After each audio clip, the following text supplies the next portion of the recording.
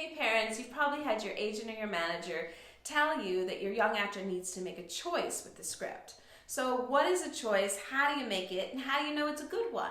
Well, I'll tell you what's not a choice. Often I hear an actor say, well, I'm just going to play this angry, or the script says that I should be annoyed. Well, annoyed and angry are emotional states. They're not choices. So this is how you make a choice. Download those 9 questions of intentional acting. Because when you go through the script and you answer those questions and you know, 1, what the scene is about, 2, how you relate to it, 3, what the experience of the scene is, and 4, what the intention is. If your child knows those things, then they're going to be able to make a choice. And you can help them by taking them through those questions.